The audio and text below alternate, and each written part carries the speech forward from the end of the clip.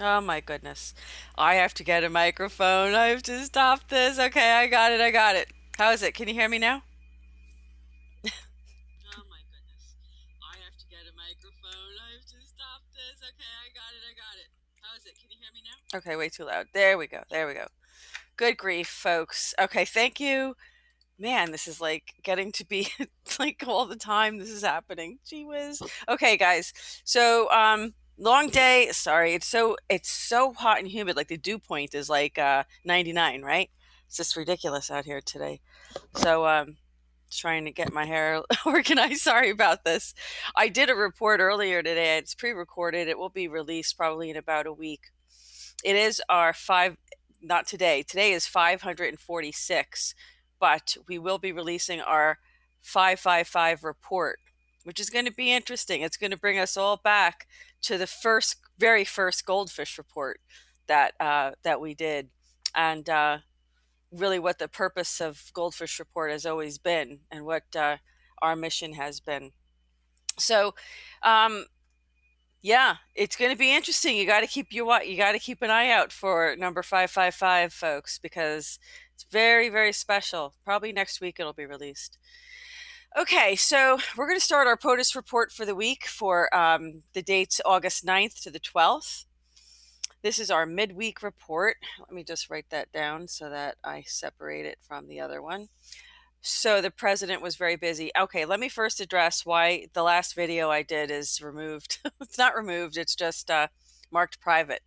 It's marked private. Hi, everybody. Thanks for joining me. It's marked private because there's a video that I screen shared of the shooter that was at the White House the other day. And there's some question as to whether that's the accurate footage. So until I get that sorted out, I'm only holding the video back. I'll re-release it once I get confirmation. Either way, if it isn't, I'll edit that out and I'll just play it, because we were screen sharing some other things, and it really was about China, to be honest with you. Aside from the shooting at the White House, and of course, we all saw how cool, calm, and collect our president handled that. You know how many assassination attempts this man has had on his life? Like, what was one more that was outside, not even within the area? I mean, he really handled it like the true leader that he is. And this might trigger you if you're a liberal, but it's the truth. You know, you can't be fact resistant to the truth forever. So let's get right into um, what the president's been reporting on this week. I mean, what I'm reporting on, what the president's been doing. He's been very busy. As you know, I don't read over the transcripts of the news conferences because the key points are highlighted in the documents that I screen share. And if you do want to look at the transcripts, they are available on the blog at the goldfishreport.blogspot.com. Okay, so the president did have a news conference on the 9th, on Sunday, in Bedminster. Okay, and so uh, that's all that happened that I have for the 9th. Let's see, the 10th. Okay. Okay, so we have a statement here by the president. The White House put out this statement right here. This is, let's see what we have here. This is a statement by the National Security Advisor Robert C. O'Brien, and it's talking about a situation that developed. We are deeply troubled by the arrest of Jimmy Lai, a Hong Kong businessman, publisher, and prominent pro-democracy advocate. Two of Jimmy's sons and several executives from his media company have also been arrested by Hong Kong authorities under the auspices of the national security law imposed by the Chinese Communist Party. Jimmy and his colleagues are powerful voices for the fundamental rights and liberties that Beijing guaranteed to the people of Hong Kong, but that is now systematically attacked.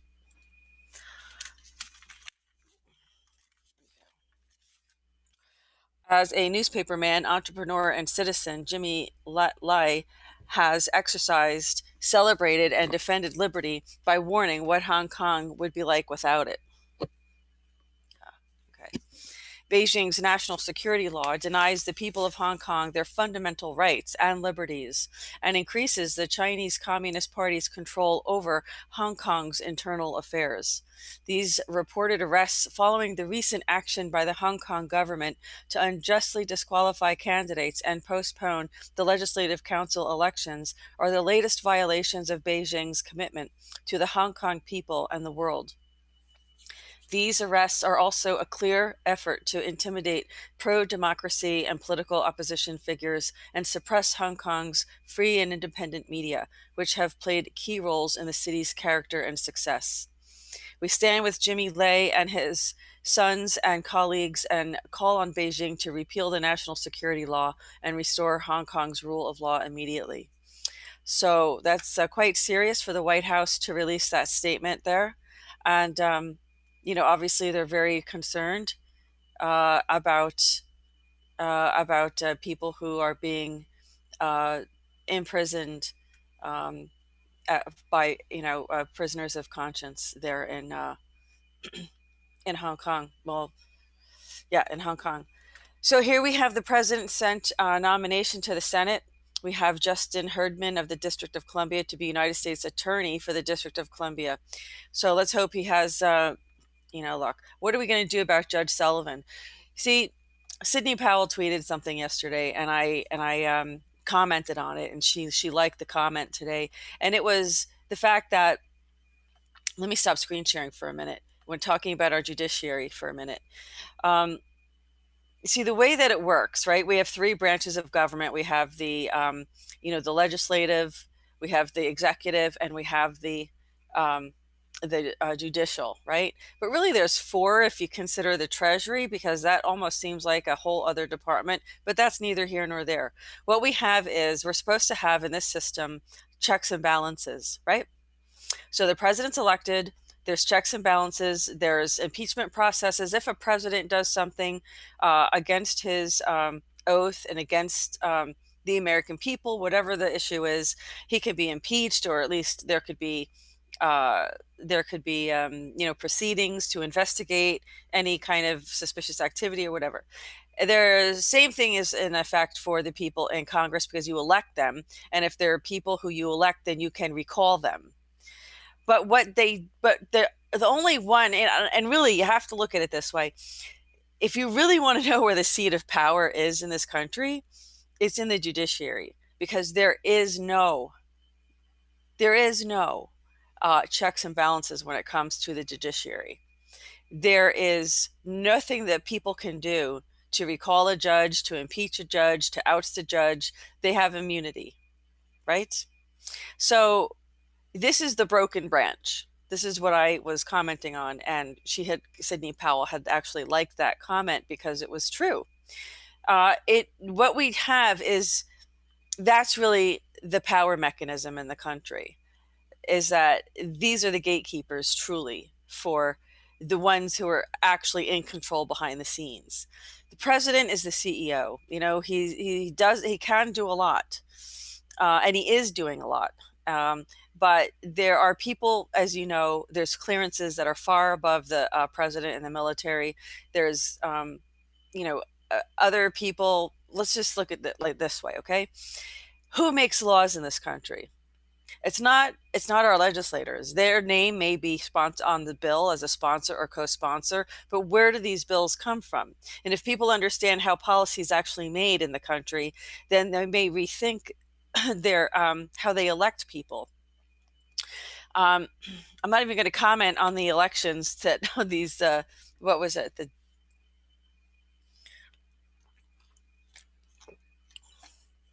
What are they called? The Terrible Five or something? I don't know. Rashid Tlaib, Ilhan Omar, Alexandria Ocasio-Cortez. Somehow they all got reelected. You'll have to double check those votes, right? But there's a recall process involved for that, but there isn't for the judiciary, and so that's really where the seat of the power is. They police themselves. The judiciary polices themselves. So this is why you have this rogue judge Sullivan on the bench, just being a radical. And he's not even following the law. And there's no one, the Supreme Court has already issued a statement last week saying that you can't abuse the amicus brief. You can't abuse the amicus privilege process, whatever you call it. And then they want to call in, a new, experts or judges or, prosecutors. And the guy didn't do anything wrong.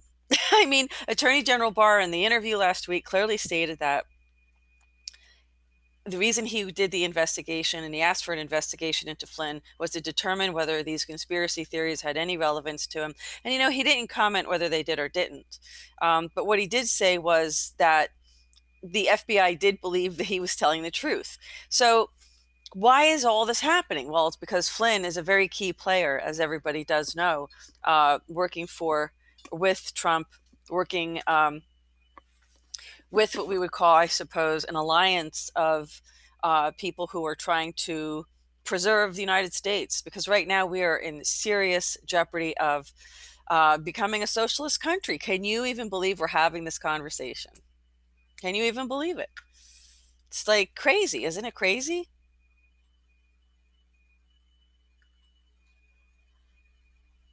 No, I mean, maybe on a state level.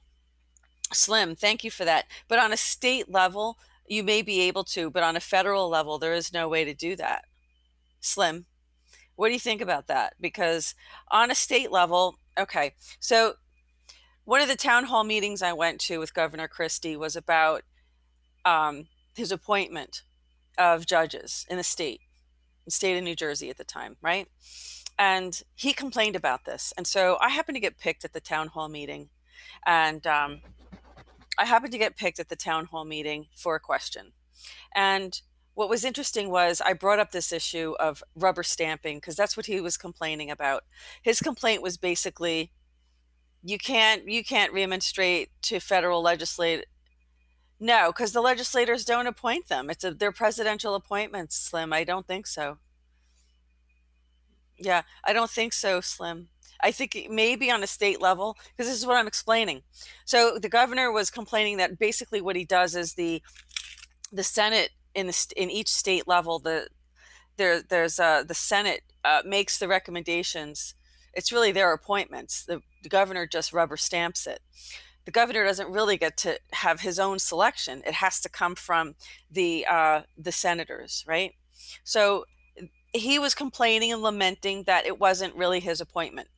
And because I was complaining about the choice, the selection of judges, because I didn't feel that well, if they're denying due process to really basic cases, you really have to question their competence as a judge. And people can make mistakes, and it happens, right? So the next town hall meeting that I had when I went to see Governor Christie, I again was picked for a question. But by that time, I was retaliated against for having the nerve, having the audacity to go in public and criticize the judiciary. And everybody who watches GoldFish Report knows this story. But the point is that I went and I said to Governor Christie that this was a real railroading, because it was a retaliation. I was retaliated against.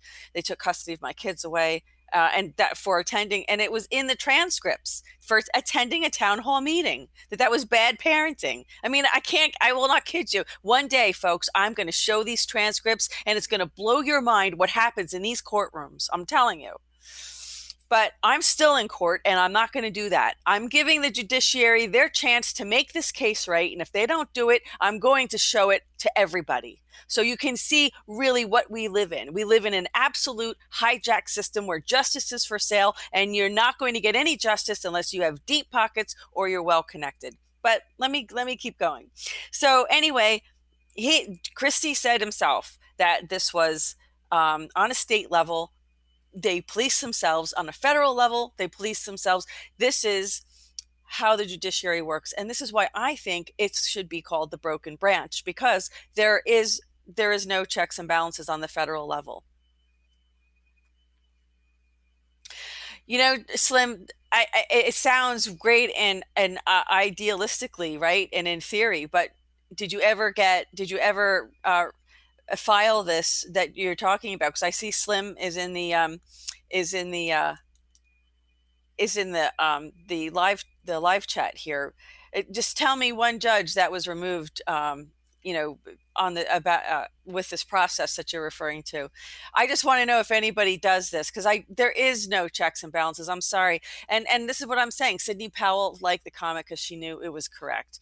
In theory, it doesn't matter what theory and laws say. In actuality, is really what happens. Judges just typically don't get removed unless they get caught red-handed by somebody, like in the case of Kids for Cash in Pennsylvania, where the judge was throwing kids into these juvenile correction facilities, and they were making money off of it, getting kickbacks. So, and it's rare that that happens. I mean, it's just rare that it happens. So anyway, I guess I just I got sidetracked there. Not really, because that's really a big issue that our country has to deal with.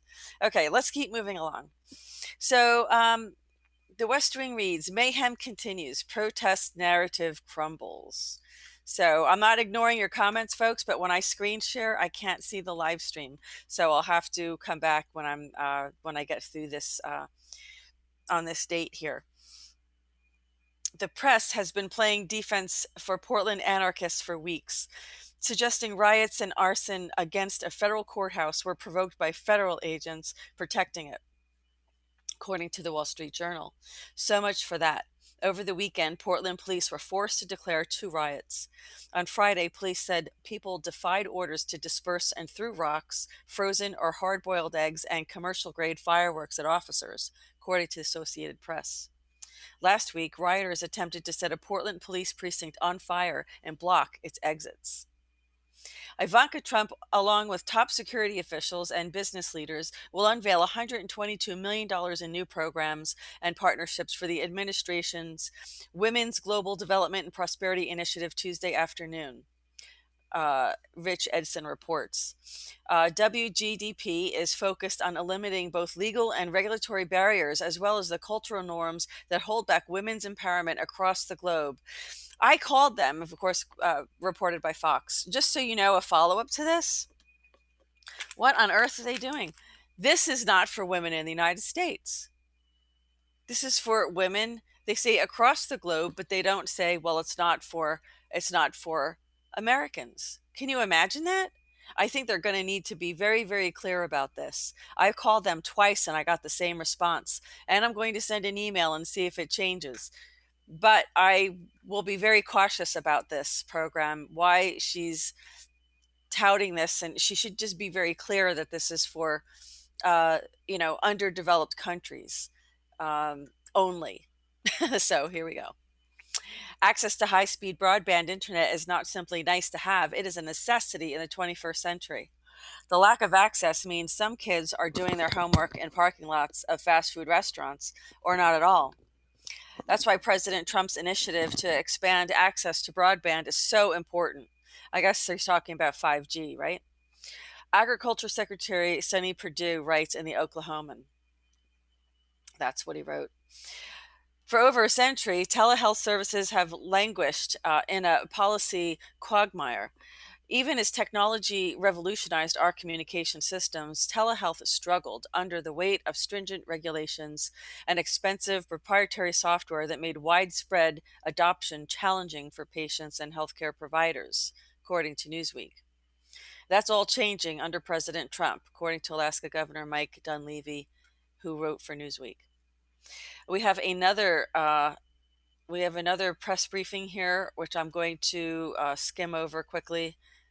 Because I might as well check in with the live chat right now while I'm skimming. I don't hear any squeaky wheels.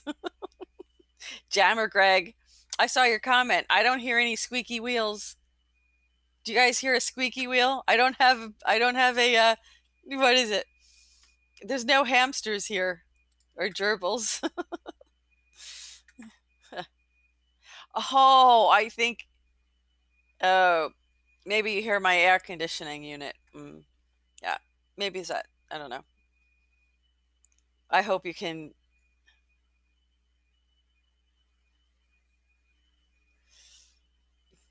Slim, I hear you. This is due process. But Slim, you don't get due process unless you can afford it. There is no free ticket here. There's no attorney that's going to represent you in civil court. I'm sorry, they don't do it for free. Nobody does it for free. I mean, you can have all the rules you want, all the rules, laws, statutes, you can have everything you want. If you can't afford an attorney, then you don't have any rights. It's how it is. Okay, let me get back. When everybody realizes that, maybe we can just stand up and say something and do something and change it. I'm not saying I, believe in socialism, but I think fundamental rights, are another story. You can't just stand there and say, I have rights. It just doesn't work that way. You have to be able to defend them. It costs money to do that, a lot of money. Okay, let's continue. Let me go back and see what's up.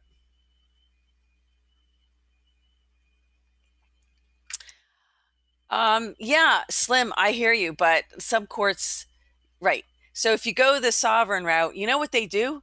They lock you up in jail because they have the guns. I'm sorry. I'm not trying to, I'm telling you, I hear what you're saying, Slim.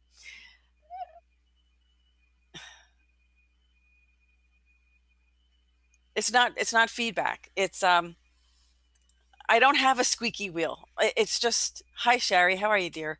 I have I'm actually sitting in front of a large well, it's on the other side of the wall, so maybe you can hear, you know, maybe you can hear something from that. I don't know. It's an air conditioning system, an HVAC system. I don't know, folks. I don't make any money doing this. I, can't do all the repairs without support. So I'm probably not going to be doing GoldFish Report much longer because I have to make a lot of repairs. So I'm sorry, I can't help it. I had to move my office here, and this is where it is. So yeah. So anyway, I hear what you're saying, Slim, and it doesn't always work because, Slim, people have to take a long time to learn these things you're talking about, and this is part of the problem when some people would call Winston, and it was always in the last hour, you know, and you can't do things, you can't represent yourself like that. It's too late. So you have to deal with the reality of being in the system right now, and that you don't have that and that's not even a guarantee. Let me tell you, when they in this judgment of this litigation that I was in, right? In this judgment, they made note of some of the technology that I used in the courtroom. And they made a specific comment in there that I didn't claim that I was a sovereign citizen. But they did make a note saying that I was a private American, which is kind of the next step to being a sovereign citizen. And I wasn't claiming to be a sovereign citizen, and I was never trying to apply to be a sovereign citizen. But um, yeah, improper persona. I understand. In person. Yes, I understand. Not pro se, but persona. I get it, but it's just not enough. But you're right. I mean, I'm not saying you're wrong in theory. I'm just saying that um, they really want to they're cracking down on people who are sovereigns. You understand? People have done this. They've done all the work to do this, and they're throwing them in jail. It's sad, but that's what's happening. Okay, so let me just continue. Here we go. So here the president is talking about getting the kids back to schools, and he's very, very concerned about this. He says canceling school hurts low income and minority families the most. And just so you know, Slim, I'm not arguing with you about it. I mean, you are right about what you're saying. I'm just telling you that it doesn't always work that way. I mean, you can say you're sovereign all you want, and um, at the end of the day, they don't have to acknowledge you. They have the guns. They have the bailiffs. They have the security guards. They have the prisons. So, so that's what I'm saying. Is that if you're anybody else, probably, but if you're me, no, not a good idea for me to try to go in there and claim sovereign citizen. Oh yeah, I'd end up right where Winston is. It's no place anybody wants to be. Okay. So President Trump welcomed a group of teachers, parents, and physicians to the White House today to discuss how best to get American children back to school safely this fall. We have a little clip here from Kellyanne Conway that I'm going to screen share. So let's listen to what they had to say in this meeting today. Fairly recent Kaiser Family Foundation Health Tracker poll that shows over 65% of America's parents are very concerned that their children will fall behind academically and socially if they don't get back to school. Having said that, we recognize that many school districts have already made a decision to either go hybrid or full-time virtual learning for the first month or two, or maybe longer. So our goal today, the president's goal, has always been, how do we reopen safely? How do we reopen soon, but how do we reopen safely? We also recognize that a number of teachers, particularly the 10% or so that are over the age of 60 in most of our schools, are concerned. So we have given resources and guidance that allows each of those districts to make those decisions, to maybe modify the work schedules of the teachers and other administrative staff that may be affected. Fairly recent Kaiser Family Foundation Health. Okay, so you can see there that it's complicated. I even have a list from my kids' schools about going back. I was going to screen share it, but it's so complicated. And then, there's this other school in the same state that wants kids to wear armbands to go back to school, that are Bluetooth enabled armbands that would take your temperature continuously throughout the day. And if you had a temperature when you were coming in the morning, it would block you from entrance into the building. It would take you and monitor not only your temperature throughout the day, but which is kind of stupid because kids get real hot during gym and everything, and whatever. But it would also contact trace them so that they know who they were with, and they would quarantine them as well. It's really, I think it's a little too much, folks. It's so far. I mean, I don't know where all the parents are uprising. The school my kids go to know better than to call me on the phone. They don't like it. They don't like it. In fact, the principal doesn't even want to take my call anymore. just because she knows, and I know she knows, and she knows that I know she knows that that this is that they're getting very draconian, and we've even dealt with this before the COVID came up. So in terms of public schools, so it's just not an easy meeting to have when I'm in there, because I really hold their feet to the fire, and especially when it came to the active school shooting drills. I flipped out. I was the only parent dissenting.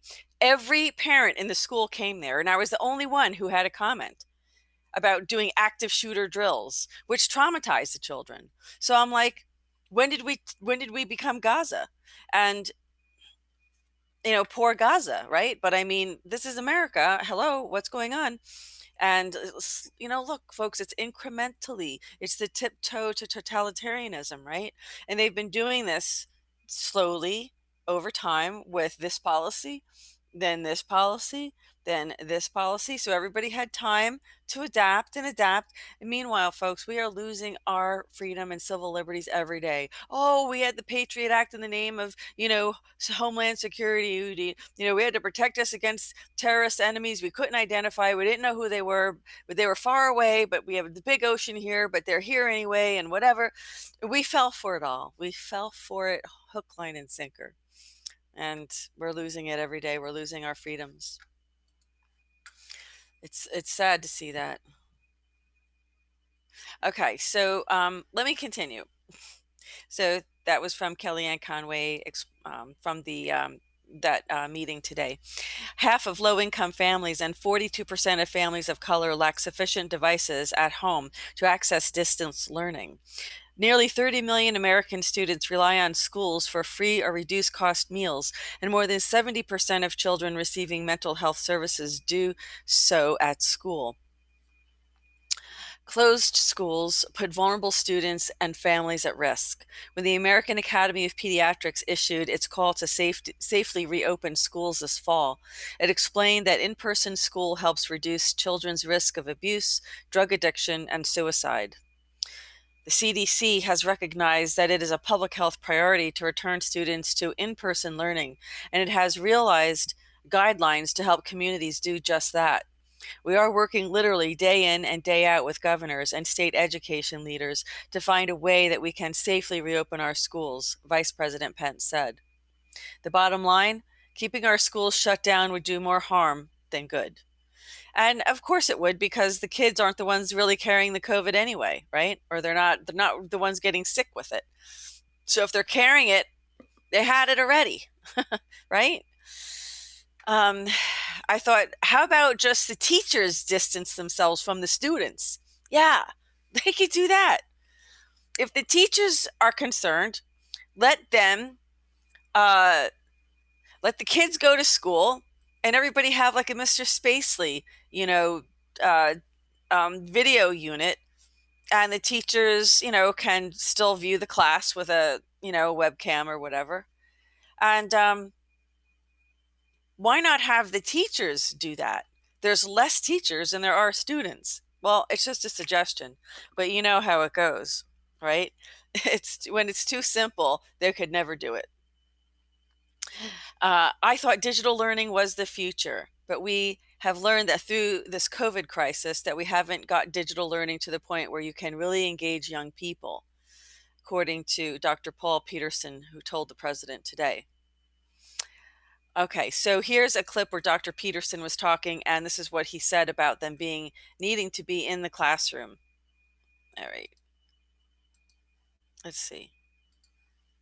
Oh, I already am screen sharing. Sorry. Sorry, those were some Kamala memes. Sorry. Here we go. So sitting in isolation with a computer, looking at a laptop, is not the same as being out there in the real world? You know, at one time, Mr. President, I thought digital learning was the future, but we have learned through this COVID crisis that we haven't got digital learning to the point where you can really engage young people. They've got to be in that classroom. They have to be with their peers. So sitting in isolation. Yeah, you know why? Because so many of them have ADHD that they can't possibly focus their attention at home because there's too many distractions at home. Sorry, that's just the reality of it. It truly is. Let's keep going.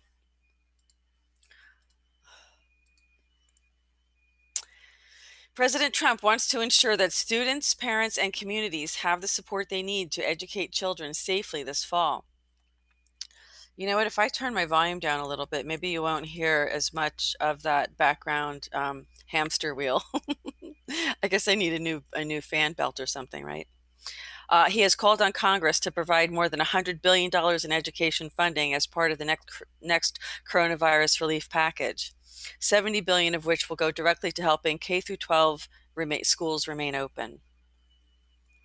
If schools don't reopen in certain states or communities, funding should go directly to students, allowing parents to explore other options such as private, charter, religious, or homeschooling to educate their kids. If the school is closed, why are we paying the school? Very good question, President Trump asked. I'd rather give it to the students or the parents. Exactly. Fortunately, the case for reopening is backed by science. There is an extremely small risk of serious illness to children from the coronavirus. According to a journal of the American Medical Association pediatrics study, children are at far greater risk of critical illness from influenza than COVID-19. Interesting. While vulnerable populations in schools must be protected, most K through 12 teachers are relatively young. The median age for these educators is 41, and over 90% are under the age of 60. For people under 60, coronavirus fatality rates are so low that they are less than or equal to those associated with the seasonal flu. I think that they are far less than the seasonal flu. I don't think that they're equal whatsoever. So, but whatever. Okay, the science is so clear that the risk of death or hospitalization for children with this virus is so low, said Dr. Melanie McGraw, Pashesky, a mother of 3. But we know the risks of missing school are catastrophic. We probably don't even know how high they are yet. Right. Shutting down schools is not the answer. A safe reopening that follows public health guidance is. And President Trump says, I would like the money to follow the student. We can reopen our schools safely. So here's the president talking about that a little bit more. Be closed, and we're giving all of this money on the federal basis to a school. And if a student is going to go to a different school, really at the choice more of the parent, in all fairness, than the student, you know, where you want to go and what school you want to bring the student to. I think the money should follow the student. And that's something that we want to do. We're having a hard time with the Democrats. They want the money to follow the union, to be honest. It's very simple. Give it to the union. But the fact is, give it to dues, because the union people are fantastic people in there. But the people that run the union, it's disgraceful, and the dues that they charge the teachers, and that's what it's all about. So I would like the money to follow the student, and this way you can make your own choice. If the school is closed, you know, why are we paying? If a school is closed, why are we paying the school? I'd rather give it to the student, the parents, and you do your own thing. There you go. So there's what the president has to say about it. It makes sense. And you know what? There's nothing wrong with running the education, like a business. There's nothing wrong with even running the government like a business. He's doing a very good job at this, I have to say. Let's keep moving along. Okay, let's see. So there's a transcript here. Let me just go past the transcript. This is that conference, the meeting right now that I'm showing clips from. I'm not going to show the whole transcript. You can come to the goldfishreport.blogspot.com. You can check it out. You can look at the whole transcript here if you'd like. But we're going to continue. Okay. President Trump announced his intent to nominate and appoint individuals to key administration posts. He is nominating Judge Michael Moore of Florida as the chairman of the United States Sentencing Commission. That's interesting. He has served, before his appointment to the federal bench, Judge Moore served as the director of the United States Marshal Service and as the United States Attorney for the Northern District of Florida. Judge Moore also spent over a decade of service as Assistant United States Attorney. United States Sentencing Commission. Okay, interesting. Judge Claria Horn Boom of Kentucky as Commissioner of the United States Sentencing Commission. Ooh, we're filling all these positions on the Sentencing Commission. Better make sure they're filled. We're going to be needing them pretty soon, because today, what happened today? The first story that we have on Twitter today on GoldFish Report page is investmentwatchblog.com is referring to a story here, has published a story about indictments likely by September 4th against former Obama administration officials. If they don't come by September 4th, I'm hearing they're not going to bring them until after the election. So they have to start bringing some indictments. The plan is that they're going to start bringing some indictments before September 4th. So that's less than a month away, folks. So I think it's going to get very interesting for the rest of the month of August, folks, quite honestly. So that was important to note regarding this. And I think that might be why we have, he's making sure he beefs up make sure all the positions are filled that we're going to be needing here. That's just my conjecture. But we have John Malcolm of the District of Columbia as a commissioner of the United States Sentencing Commission. Oh boy, look at this, people. Judge Louis Felipe Restrepo of Pennsylvania as commissioner of the United States Sentencing Commission. Oh, he was appointed to the Third Circuit. Oh, by Obama. Interesting. Okay. Robert Benedict Bowes of Virginia to be also commissioner of the Commodities Future Trading Commission. Sorry, it was a different one. We have Pascual Urabazo of Nevada to be a member of President's Advisory Commission on Hispanic Prosperity. And we have a few more. I'm not going to go over them all, but you can come here and take a look. But it's very interesting. It's very, very interesting. So here we have the president announces his presidential delegation to the Dominican Republic to attend the inauguration of His Excellency Luis Abinader.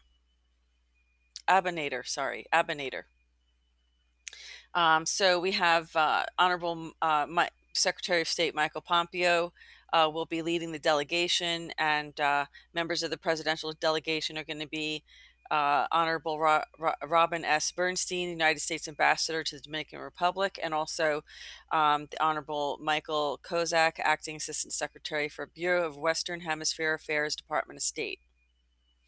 So here we have more. So this is going to outline. This is why I don't go over the transcripts, because I usually, it's always quite detailed and bullet point, very specific highlights of these press conferences are usually published in these stories here. But if you want to know exactly what was said by the president and what questions were asked, you could definitely go to that transcript and take a look. So here are the president's safe reopenings. President Trump is advocating for schools to safely reopen this fall to ensure our nation's children receive optimal education and care.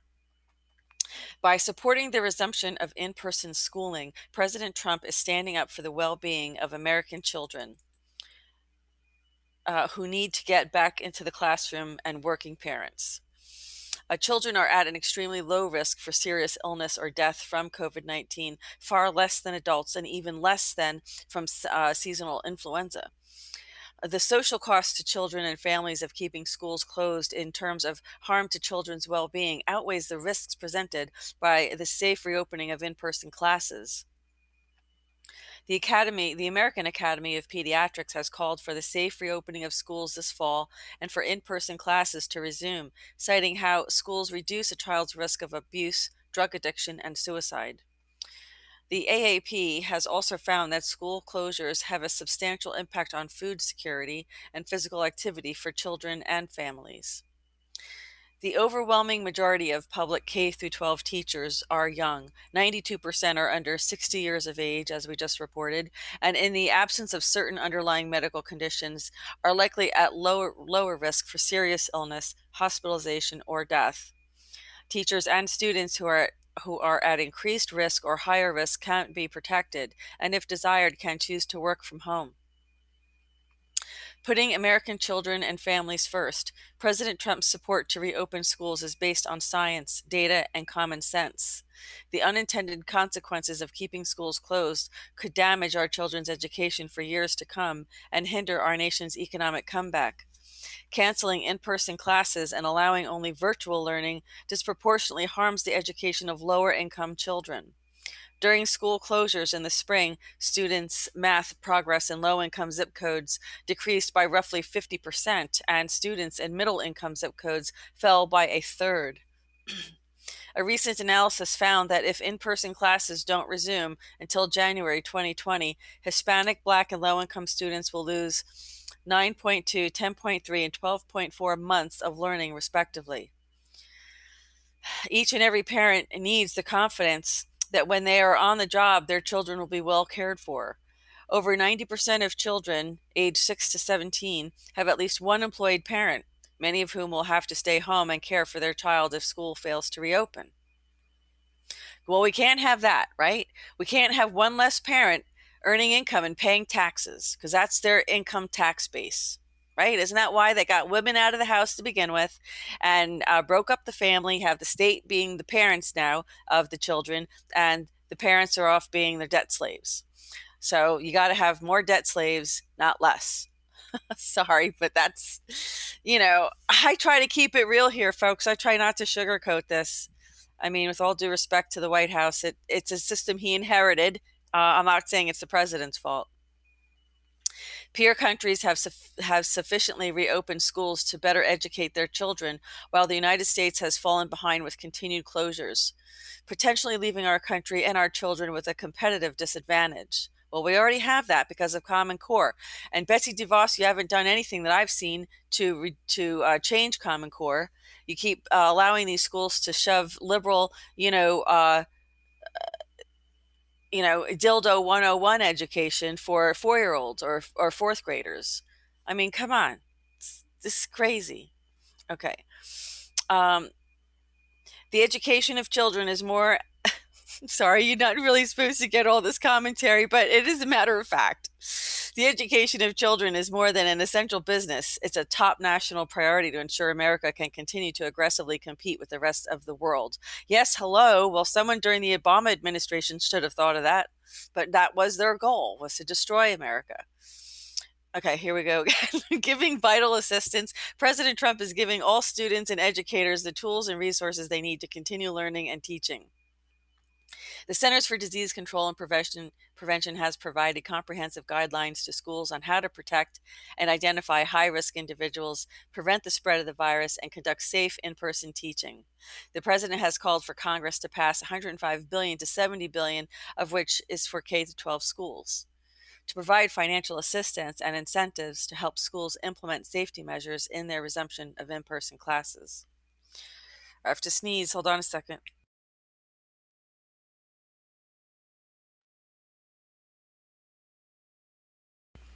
I'm sorry. It was a false one. President Trump is also calling on Congress to pass the School Choice Now Act, which includes his groundbreaking Education Freedom Scholarships proposal to give students and families the resources and power to select the right education setting for them. President Trump delivered $13 billion in funding to states to support K-12 education, which can be used to help schools safely reopen. The Trump administration also applauds many states that have utilized Federal CARES Act coronavirus relief fund dollars to prioritize the safe reopening of schools. I mean, the schools have so much money now, folks. They really need to get this right. The Trump administration is also working on a plan to provide millions of reusable face coverings to states for students, teachers, and staff. No, there is no evidence that they're going to stay safe with these face coverings. There's no evidence that, look, my daughter has a bad, cold virus. Where'd she get it from? Nobody in the house has it, right?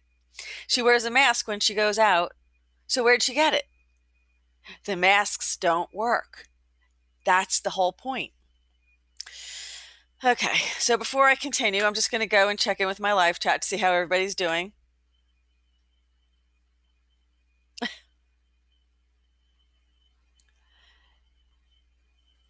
How's everybody doing in the live chat? Hi, Wanda. It's been a while, Wanda. I haven't seen you in a while.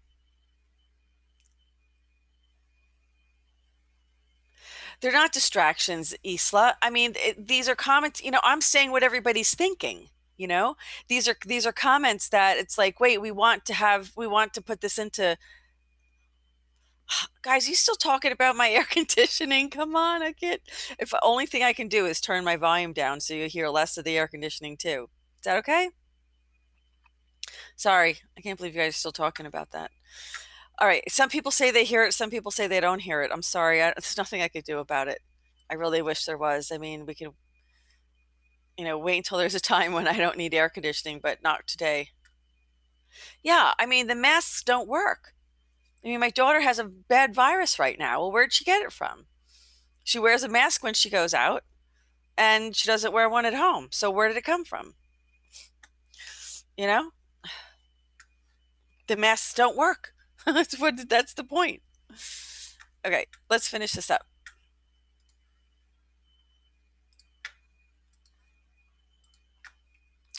Okay, more judicial nominees.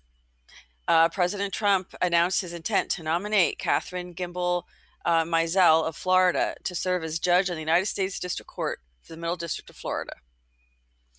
Benjamin J. Beaton of Kentucky to serve as judge in the United States District Court for the Western District of Kentucky. Hector Gonzalez of New York to serve as judge on the United States District Court for the Eastern District of New York. Interesting. Ryan T. McAllister of New York to serve as the judge on the United States District Court for the Northern District of New York. All right. And David C. Wohl Jr. of New York to serve as judge of the United States District Court for the Eastern District of New York. Okay, I'm still looking for that Third Circuit. New nominees. Jeez. Okay, so fall school closure equals long-term health learning costs for kids. At what point, and some of this might be a reiteration, there might be, so we'll just see what other people are saying about this. At what point do our public health interventions themselves cause a public health crisis? Exactly when the cure is worse than the cause, right? Biostatistics professor Christina Ramirez writes in Real Clear Politics, failure to reopen schools in the fall will inflict greater hardship and potentially lifelong developmental deficits on our most vulnerable children and grandchildren long after this pandemic has faded. A tragic, ironic victimization of those least at risk of morbidity and mortality, of course. If kids are indeed our future, we must find a way to reopen the schools. Okay. Yeah, I think parents have had like this extended summer vacation with the kids, and it's like, it's they can't get back to work. I mean, it's affected me as well. So what are we supposed to do? President Trump participated in the Kids First, getting America's children's safely back to school. You can click here, and there's a link here if you want to watch the whole press conference yourself. Okay. President Donald Trump on Tuesday announced the U.S. government will purchase 100 million doses of Moderna's experimental coronavirus vaccine, which is currently in late-stage human trials. Noah Higgins Dunn reports. We are investing in the development and manufacture of the top 6 vaccine candidates to ensure rapid delivery. The military is ready to go. They're ready to deliver a vaccine to Americans as soon as one is fully approved by the FDA, President Trump said. Oh, really? How about making hydroxychloroquine available over the counter? Well, I think that's coming. But when will it come? Who knows? I think it's probably not going to be released until after the vaccine is out. And folks, we can't let them do this to us. We cannot let them force us to have like a vaccine, card, like a vaccine history card or something that we have to carry. I mean, we're talking Nazi Germany, folks. We're not really that far away. Let me just finish with this last story here. This week, 10 U.S. government agencies and departments presented detailed plans on how they would leverage their unique capabilities to remove legal and regulatory barriers to women's full and free participation in the global economy. These plans build upon progress already made under the Women's Global Development and Prosperity Initiative, Ivanka Trump and National Security Advisor Robert O'Brien write for CNBC. Again, what they're not saying is that these are not for American women who, in many ways, they're, are still, look, higher education is not accessible to everybody in this country. So then, these are people who can't continue their education either. So why shouldn't the women in America be beneficiaries of this?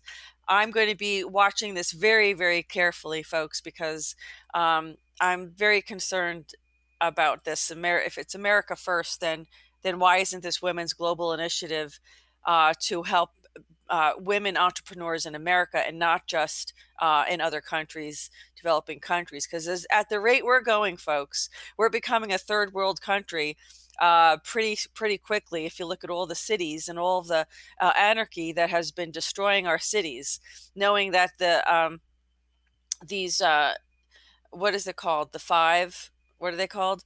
Ilhan Omar and her group there.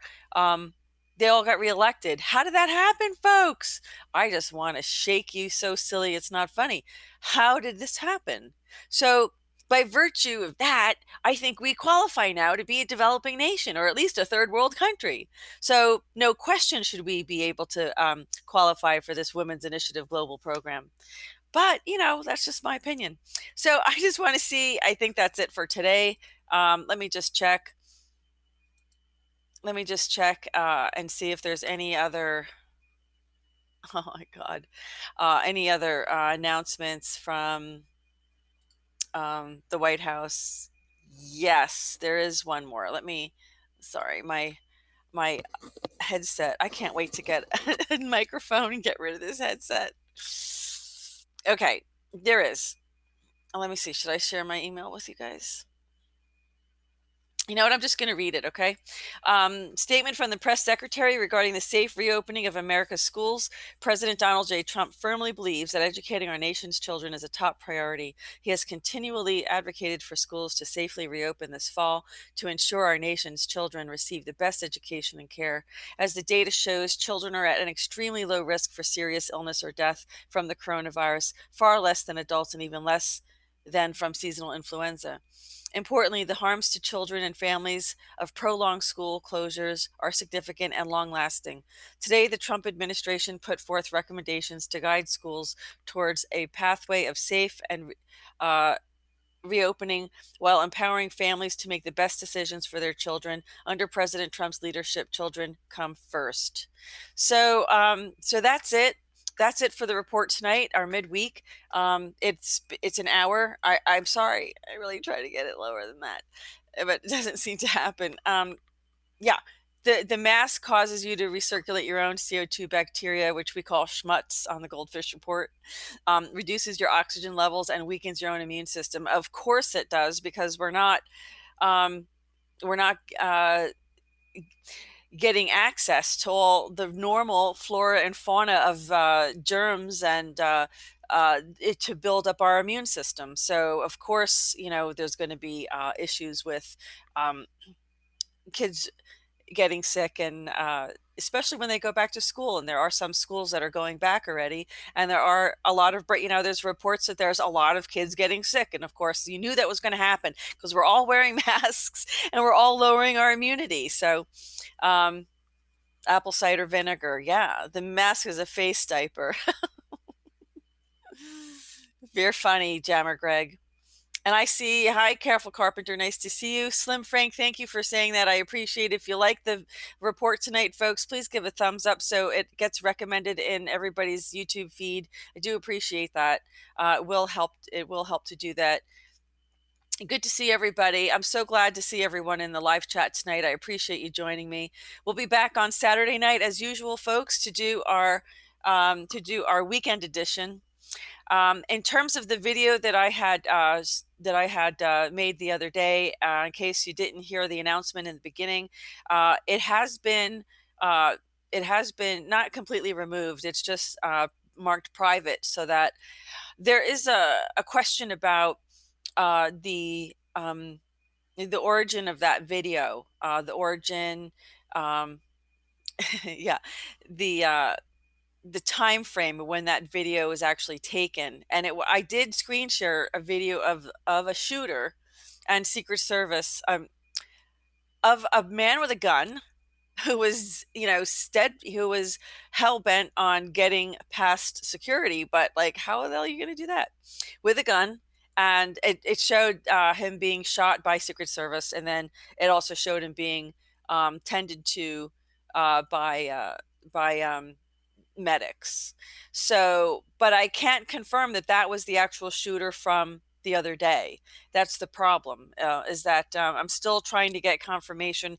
The source I had was another White House reporter where I had gotten it from. So I'm just trying to double verify that, and then I will release the video to be public again. So just know that if you can't find it, or you wanted to review it and it's not there, that's what happened.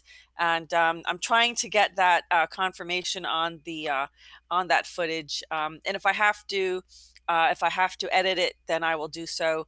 But I just wanted to let. Yeah, I see that's what it was about, Wanda. China already owns lots of property in U.S. Pretty much all of our government's mayors take money from China. Okay, so this is the thing. If China already owns America, right, what would a Biden presidency look like? And it would be more overt, I think, right? I think it would be much more obvious, and it would be much more in our faces. There would be, kind of like how the Belt and Road is, how they kind of go in there and they take over the infrastructure projects. They build them with Chinese firms. They build them with they staff them with Chinese employees, and they're probably charging Chinese money, renminbi and yuan, to cross it, to drive on it, right? So, and President Trump, is trying, because the American people are going to freak out when that happens. So Wanda, very great insight and comments. It's very true. China has been buying up so much property in the United States. And folks, this is how we were going to be infiltrated. This is how our being the light of the world, this is how it would be extinguished, is by being infiltrated, but we can't allow the infiltration. We have allowed it. It's too late. So the question is, how can we save our republic? And by the way, I wanted to, in case you again missed the beginning of the program, our 555 report is already recorded and it will be out soon. We're already at 546, so I am definitely planning on releasing that when it is 555 time, which is going to be this month. And I screen shared a segment of our very first GoldFish report. And as some of you may remember, our first channel on YouTube was deleted by YouTube for no apparent reason, no reason given, and no recourse, right? But we did, I did screen share a portion of our very first GoldFish report, which outlined exactly the things we're talking about today. 5 years ago. This is 5 years ago, almost to the day. It's really amazing synchronicity that's coming up for GoldFish Report. Well, I don't have over 1 million subscribers because we're slim. Well, because after YouTube deleted us and censored us, I put a commercial lien against YouTube. But I put a special kind. It was a special kind. They know it. They're well aware of it. They don't like me. It was I think more symbolic than anything else, but it was it made a very interesting point. Yes, we go into explaining why it's called the GoldFish Report. We go into explaining, and I did. And joining me was, of course, the ambassador of the Red Dragon family, who is not a member of the cabal. I asked him in the interview, and you have to watch the interview to find out what he has to say. But it's a lot of people thought that he was part of the cabal. Like, why would I be working with somebody from the cabal? The only reason I would be working with anybody from the cabal would be to expose them. So there you have it. And that's in the sense that you get people expose themselves. They expose themselves to all of you when they come on the GoldFish Report. There's people on Twitter, and I'm going to end this in just a minute, but there's people on Twitter like Lisa May and I don't know, some other people who have blocked me on Twitter. They blocked me for, I don't know why. I have no idea. I never did anything to them. I never said anything. I liked her stuff. I always followed her. So I don't know why she did that. And then there's other people who are saying, well, because you follow somebody we don't like, we're going to block you. I mean, people, you have to stop this. This is crazy. You don't even know who these people are. You don't even know how hard these people work to do longer than you've been doing it. And it's just crazy. They're the ones causing the division by telling people and their followers to block people. They need to stop that because they're making everybody look bad. They really are. It is ridiculous. I agree. So look, we've been here 5 years to the day, folks. We're going to screen share a segment of our very first GoldFish report before I straightened my hair and it was all curly. It's funny. But it was a blast from the past, and I can tell you that everything that the ambassador had outlined for 555, which is a change of paradigm on this planet that's happening now, a transfer of power, a change of the structure, taking the old guard, repurposing them to do good things, because this was, and in some cases eliminating them because they just weren't capable of being repurposed, right? And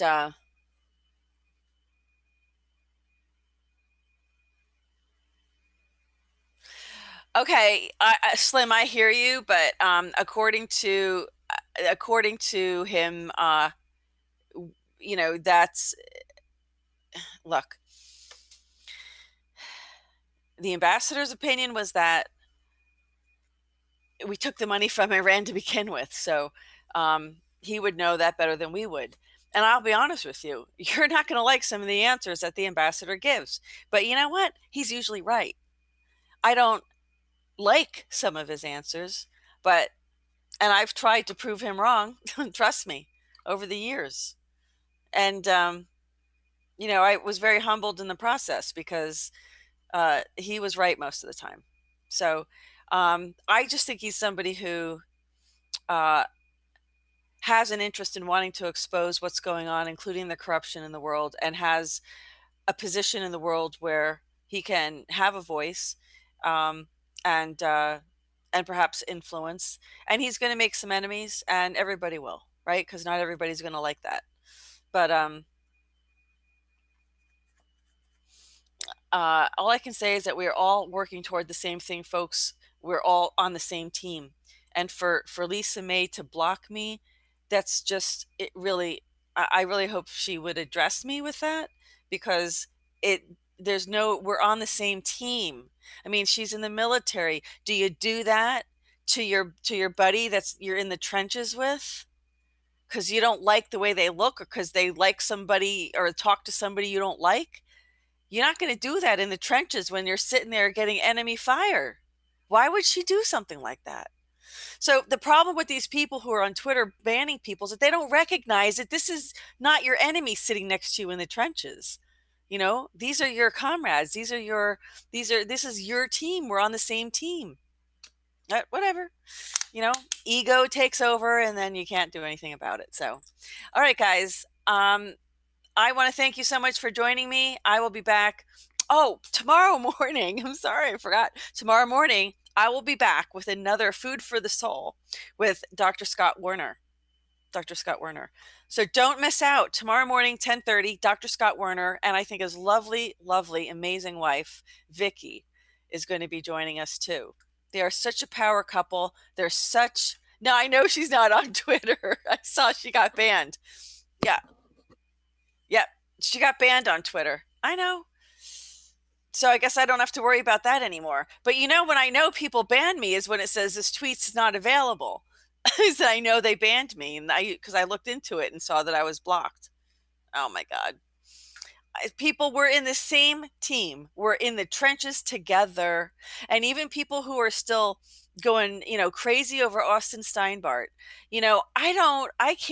I can't tell you whether the guy works for DIA or not. I can tell you, I know he's infiltrated these companies and collected a lot of data. Now, why would he do that? Okay. Well, whatever. But if you look at all of his videos, what is he talking about? He's talking about all the things we're all talking about. We're on the same team. Let's take him for what he's worth, okay? Take him for what he is talking about.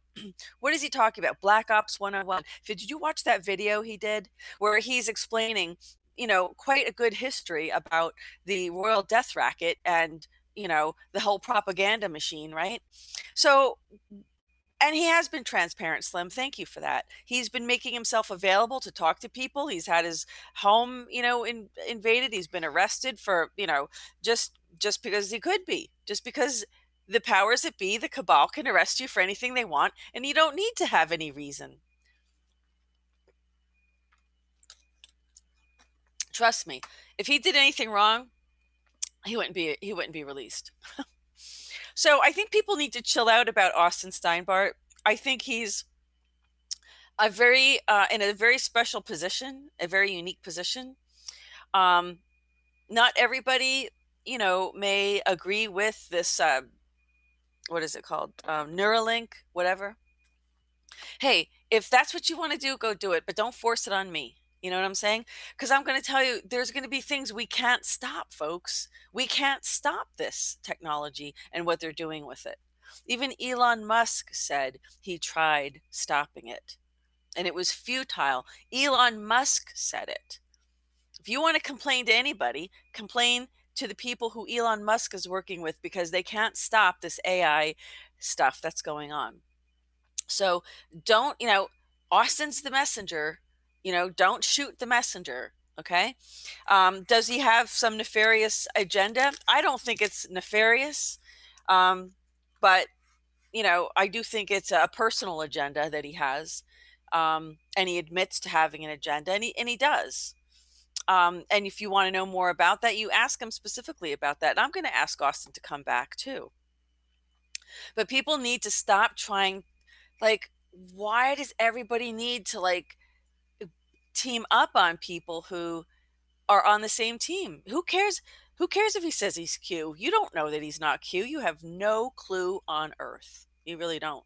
If he, but the reason why I did the first interview I did with him was because I had had files from him from a long time that I was given because of my sources, and you could clearly see what's going on in these files and in these pictures, and some of them he's made public. So I'm not going to rehash this, folks. This is what it is. Nothing happened with me and Jim Fetzer, Satan. Jim and I do our reports and we publish them only on BitChute right now. It has nothing to do with Jim. It has everything to do with not being removed from YouTube. Okay? So after the election, Jim and I will have, because the videos are already there, they're just not public. They're already uploaded in YouTube, but they're not made public until after the election, because YouTube is just waiting for me to give them one reason to delete this channel. And folks, I don't want to go through that again. Okay?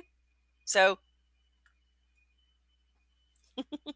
that's the story, and I'm sticking to it. Everybody have a great night. I will be back on Saturday. Sorry, I'll be back tomorrow at 10:30 a.m. with Dr. Scott Werner and Vicki Werner, and we're going to have some tools to help everybody. Let me see. What did he say? What are we going to talk about tomorrow? It's going to be great.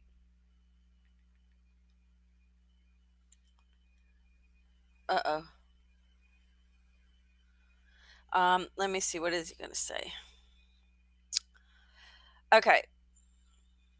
Overcoming fear and anxiety, and lots of information to help people deal with all this fear and everything that's going on. So it's really great. Real actual tools, folks. It'll be helpful tomorrow morning at 10:30. See you then, and then we'll see you again this weekend for our weekend edition POTUS report. Thanks so much for joining me. It's been a pleasure. Thank you to all of our viewers and all of our live chat viewers and all the people viewing. Thanks so much, and have a great night. And this concludes this edition of the GoldFish Report.